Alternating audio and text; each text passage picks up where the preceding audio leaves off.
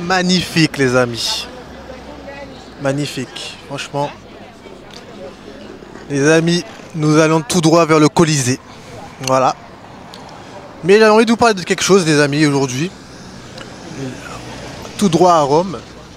J'avais envie de vous parler aujourd'hui d'échec scolaire. Échec scolaire pas dans le sens l'échec à l'école, mais l'échec de l'école. Voilà. Et pour ça, je vais partager mon expérience. Le logos, c'est tout ce qui est pourquoi, logiquement, l'école ne fonctionne pas. Et l'autre raison, c'est voilà, par le cœur, disons, par les sentiments.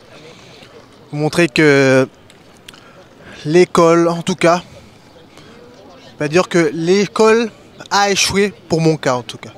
C'est ce que j'ai envie de dire. Du coup, commençons tout de suite. Alors, commencer par plusieurs constats en fait dans mon parcours qui m'ont fait que on peut parler d'échec scolaire dans mon cas, dans le sens où très vite j'ai compris que les réponses des problèmes que me donnait l'école, je ne les trouverais pas à l'école mais à l'extérieur. En CP, j'avais des problèmes pour apprendre à lire et à écrire. Et je me souviens, je demandais des corrections à la prof et elle me gueulait dessus. Elle me gueulait dessus sans me donner de solution. En mode, je venais avec mon cahier, ce que j'avais écrit. Voilà, je lui disais des trucs. Et elle m'engueulait. Elle me criait dessus. Du coup, ce que j'ai fait, ma mère rentrait du travail et j'ai dit à ma mère, maman, c'était le début de l'année. Hein. Je rappelle que j'étais en CP. En CP, c'est justement la classe où tu apprends à lire et à écrire. CP. Je rentre, je dis à ma mère, maman, apprends-moi à lire et à écrire. Ma mère se pose, elle m'achète un carnet de lecture, Lila et Noé, et on charbonne dessus à fond. Et c'est, à ce moment-là, je n'avais pas réalisé que j'avais trouvé la réponse à mon problème en dehors. Si là, il y a 2 semaines, en réfléchissant au problème, que je me suis dit, en fait, depuis le début, j'ai cette défiance vis-à-vis de l'école. Parce que dès le départ, dès CP, j'avais un problème et l'école ne m'a pas aidé à résoudre ce problème. C'est ça. Je viens te voir pour te montrer un exercice. Justement, l'apprentissage, c'est quoi? L'apprentissage, c'est beaucoup de corrections. Correction. Et après, modification. Apprentissage, correction, modification. Et entre les deux, il y a l'erreur, évidemment. Donc, justement, faut se tromper et faut se corriger. Mais dès que tu te trompes, on t'engueule et on te donne pas de solution derrière, parce qu'au moins, ma daronne, elle m'engueule, mais elle me donne la solution derrière, pour qu'après, j'ai plus le problème. Et ça s'est suivi ainsi de suite. Deuxième constat. Tu n'es pas si intelligent que ça.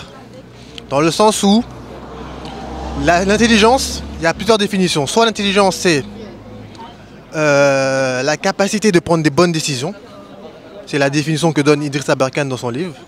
Et j'aime bien cette définition parce qu'elle prend la dimension également de l'intuition. Par exemple, en mathématiques, l'intuition et le raisonnement sont tout aussi importants à un certain niveau. Plus tu vas haut dans ton niveau mathématique, plus il y aura une dimension intuitive dans les maths. C'est en tout cas ce que mon prof de prépa m'a dit l'année dernière, je pense. Il m'a dit qu'à un certain moment, ça commence à compter. Même si, bon, le raisonnement... En fait, c'est à force de voir les choses, ton intuition te dit... Excusez-moi. Ton intuition te dit... Ouais, il faut aller dans telle ou telle direction. Donc, voilà. Donc, à ce moment-là, est-ce que je prends la bonne décision? Comparé à un mauvais élève qui, là, doit être en train de faire autre chose de son temps, apprendre des trucs, par exemple, sur la mécanique. Voilà, son destin est tout tracé, ou bien apprendre une compétence, je sais pas, dans la musique, dans une passion. Pendant que toi, tu es là, tu révises ton cours pour un métier que tu ne sais pas lequel tu veux faire. Tu te poses des questions. Est-ce que je prends la bonne décision? Autre définition, c'est la mienne. L'intelligence, c'est la capacité à pouvoir se mouvoir dans un système qui nous est inconnu. En mode, tu connais pas quelque chose, on te donne quelque chose de nouveau, vas-y, de quoi tu es capable. Moi, dans ça, je suis très mauvais. Moi, en tout cas, c'est comme ça que j'ai été conditionné, on va dire. Je sais pas si je suis comme ça de base ou si j'ai été conditionné comme ça. Mais Moi, en tout cas, première fois que je vois une leçon de maths ou peu importe, je ne comprends rien.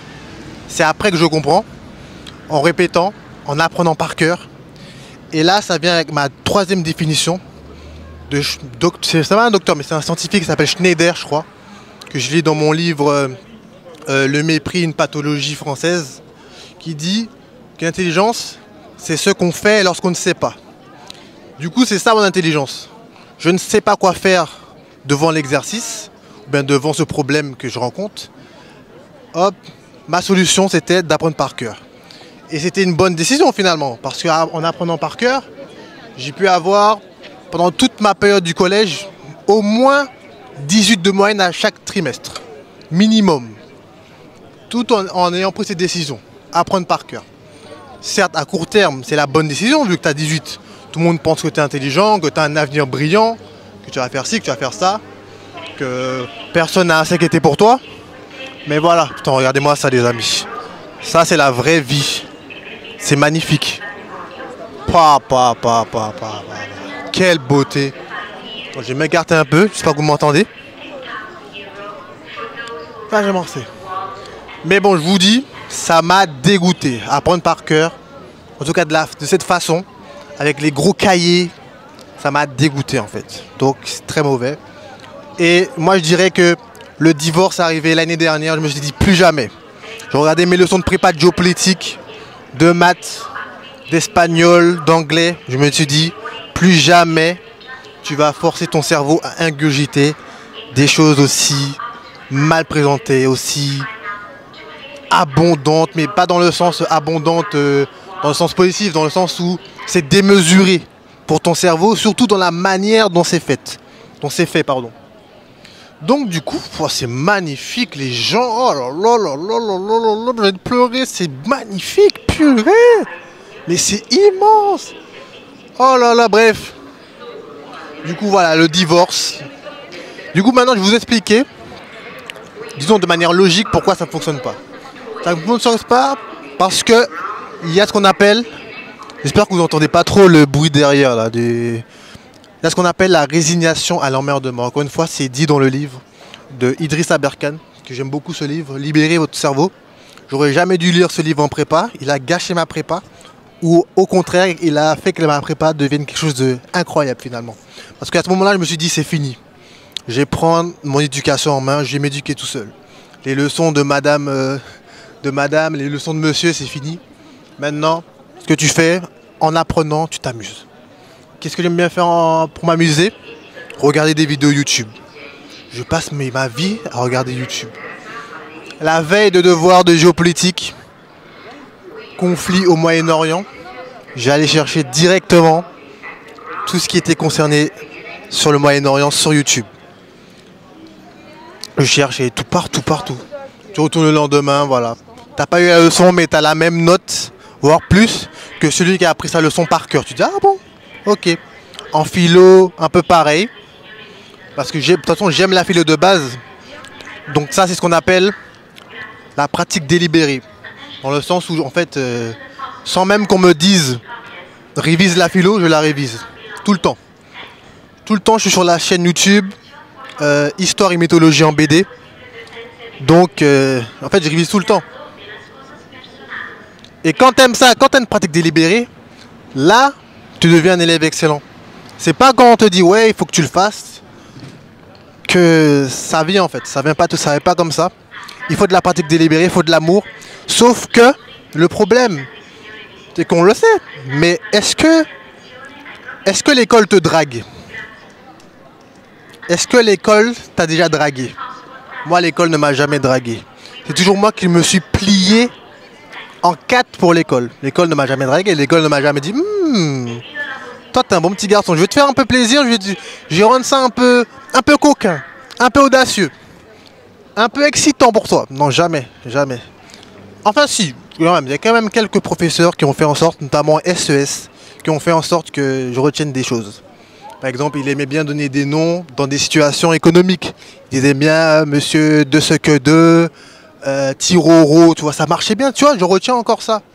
Par exemple, au collège, le seul truc que j'ai retenu de tout mon collège en histoire, c'est une anecdote sur JF Kennedy.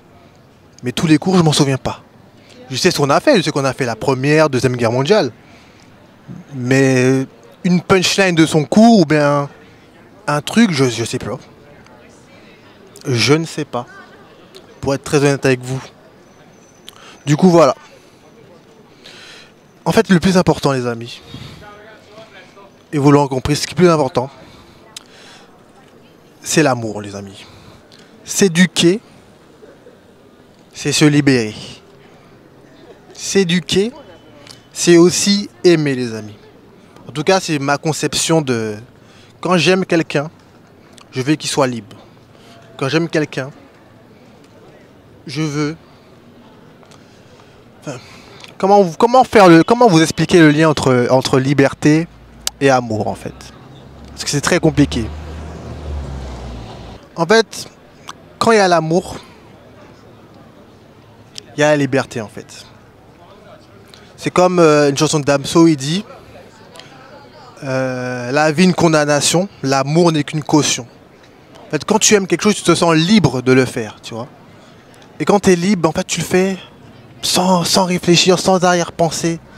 Et c'est un peu ce qui m'est arrivé avec la philo, en fait, finalement.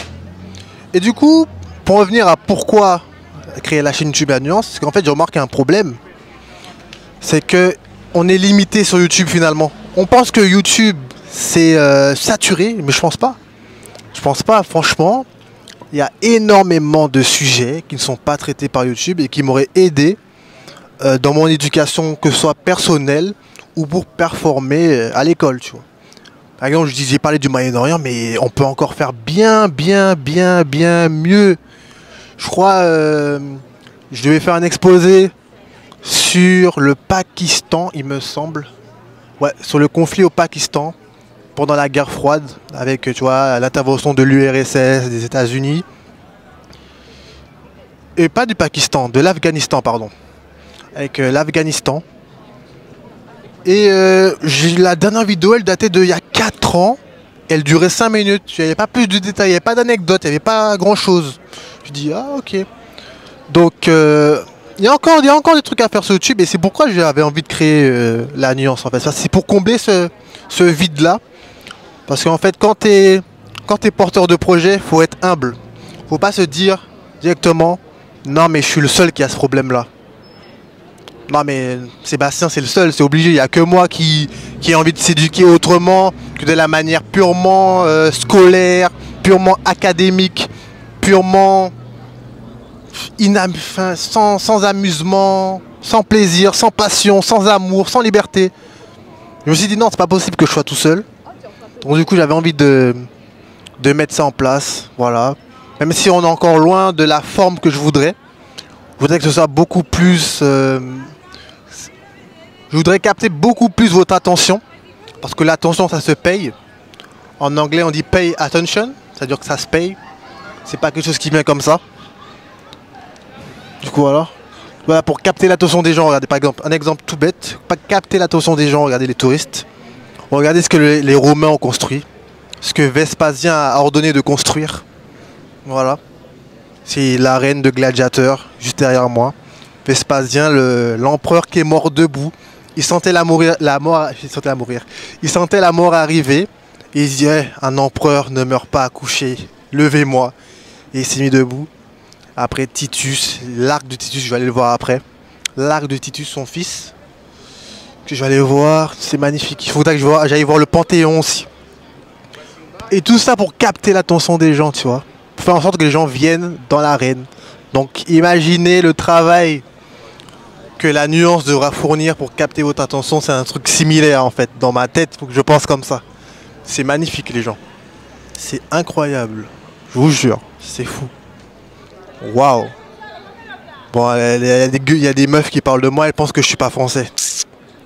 Putain, il y a v'là les... Comment dire. Bon, je pense que je vais arrêter la vidéo là. Les amis, bon, pour vous dire que... Non, je garde ça pour moi.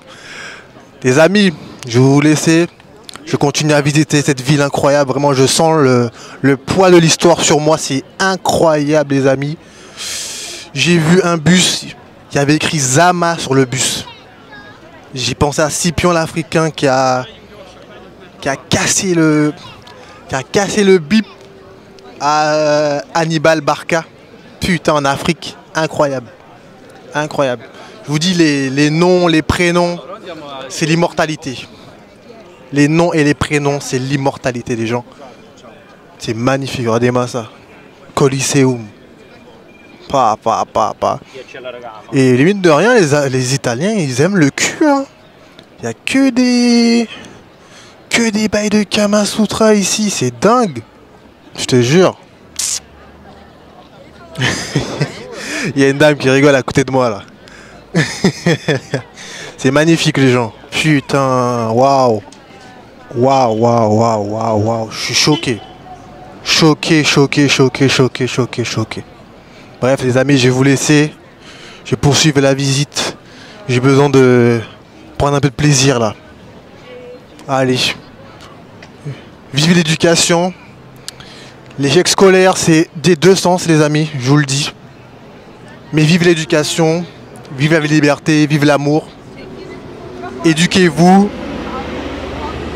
Libérez-vous. S'éduquer, c'est se libérer. S'éduquer, c'est comprendre l'environnement dans lequel on est. Pour pouvoir mieux s'en extirper. Pour pouvoir mieux s'en émanciper les amis. Je vous aime, à la prochaine, bisous.